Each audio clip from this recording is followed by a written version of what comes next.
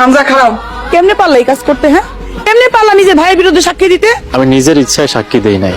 রেশমা ভাবি মজলিসে বলছে আমার নাম, মাদ্রাসা চাচা আমার জিজ্ঞাসা করছে, আমি বাধ্য হয়ে বলছি আম্মা। তোমার কথার কারণে আমার 100 বেতের বাড়ি দিতে চাইছিল। ভাইয়ের বিরুদ্ধে কেমনে সাক্ষী দিলা? হামজা তোর ভাই না, শত্রু। হয়তো তোর বিপদে ফেলানি লেগে এই কাজ করছে। আমি যা বলছি সত্য বলছি, এক বিন্দু মিথ্যা বলি নাই। তুই যখন দেখতেছস তোর কথায় তোর ভাই বিপদে পড়তাছে, তখন তুই দুই একটা মিথ্যা কথা কইলি পারতি।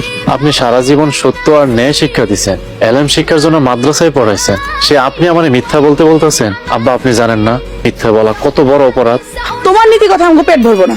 তুমি শিক্ষিত, যথেষ্ট বয়স হয়েছে, নিজের চিন্তা নিজে করো। তোমার প্রতি তোমার বাপের দায়িত্ব এখন থেকে শেষ। এই সংসারে তোমার আর কোনো জায়গা নেই। আব্বা এসব আমি কি শুনতাছি? আপনিও কি তাই চান? ভাইজান, এই বাড়িতে আজ থেকে তোমার হাত কাপড় সব বন্ধ। কাপড় চোপড় গুছাই ফেলাইবা, কালকে সকালে এই বাড়ি ছেড়ে চলে যাবো। কাজটা কি ঠিক হইতাছে? হামজা একজন আলেম, আমার বড় সন্তান, এভাবে ওরে বাড়ি ছাড়া করো না। রাজি আর রিপন কি আপনার সন্তান না? আমরা এই সংসারে 5 জন মানুষ, এক হামজার জন্য আমাকে 3 জনরে যদি হারাইতে না চান তাহলে চুপ করে থাকেন। সামনে তো রমজান মাস, অন্তত রমজান মাসটা ওরে সময় দাও। এত নিষ্ঠুর হয় না রিপনের মা। আপনার আরো 2টা সন্তান আছে, আপনি তাগো কথা চিন্তা করেন। আপনি রাজিয়ার বিয়ার চিন্তা করেন, রিপনের বিদেশ পাঠাবেন এই চিন্তা করেন। আর একটা কথা আমি শুনতে চাই না। আসসালামু আলাইকুম। ওয়ালাইকুম আসসালাম। হামজা তুমি এখনো যাও নাই? আমি এখনই চলে যাইতেছি। ভাইজান কই যাবেন আপনি? আল্লাহর দুনিয়া অনেক বড়, কোথাও না কোথাও নিশ্চয়ই একটা ব্যবস্থা হয়েছে। সইলেই যখন যাইবা একটু বহ, নাস্তা করে যাও। নাস্তা করে যান। আম্মা আপনার অনেক দয়া, বাড়ি ছেড়ে চলে যেতেছি তো মনটা ভালো না, গলা দিয়ে খাবার নামবো না। ভাই রিপন, নামাজ পড়িস, নামাজে ইহকাল পরকাল দুইটারই শান্তি পাবি। আর বোন তুই তো মাশাআল্লাহ নামাজ পড়স, নামাজ ছাড়িস না।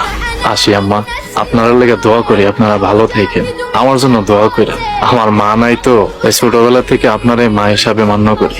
সংসারের ভালোর জন্য মাঝে মধ্যে কঠিন সিদ্ধান্ত নিতে হয়। আমি দোয়া করি ভালো একটা চাকরি হোক, মাঝে মধ্যে 2-4 বেলা খাইয়া যাই। যদি রিজিকে থাকে তাহলে রিজিকে আমার টাইনা নিয়ে আসবে। মেলা কষ্ট দিছি আম্মা আপনার করে, আমার মাফ করে দিয়েন। আসসালামু আলাইকুম। ওয়ালাইকুম আসসালাম। আসসালামু আলাইকুম আব্বা। ওয়ালাইকুম আসসালাম। বাবা রে, তুই আমার মাফ করে দিস। আমি একজন ব্যর্থ পিতা, বিনা দোষে মাপছেন? আমি একজন অথর্ব পিতা। বাবা হয়ে সন্তানের হক আদায় করতে পারলাম না। আমারে উচ্চ শিক্ষা শিক্ষিত করছেন, আপনি আপনার হক সুন্দরভাবে পালন করছেন, বিনিময়ে আমি আপনার জন্য কিছুই করতে পারি নাই। আপনি আমারে মাফ করে দিয়েন। বাবা রে, সংসারের শান্তির জন্য আমি তোরে কুরবান করলাম, আল্লাহর জিম্মায় ছেড়ে দিলাম। মনে কষ্ট নিয়েন না, আপনি বাড়িতে যান, আল্লাহ পাক একটা ব্যবস্থা করবেন। তিনি সারা দুনিয়ার মানুষের ব্যবস্থা করেন, আপনার ছেলের ব্যবস্থাও তিনি নিজে করবেন ইনশাআল্লাহ। এই সামান্য কয়টা টাকা রাখি। আব্বা লাগবে? অভিমান করিস না বাবা। লাগবে না, রাখ বাবা। এখন তুই কই থাকবি, কই যাবি কিছু ভাবছস? দেখি আল্লাহ পাক তাই নিয়ে যান। আসি আব্বা। আসসালামু আলাইকুম। ওয়ালাইকুম আসসালাম।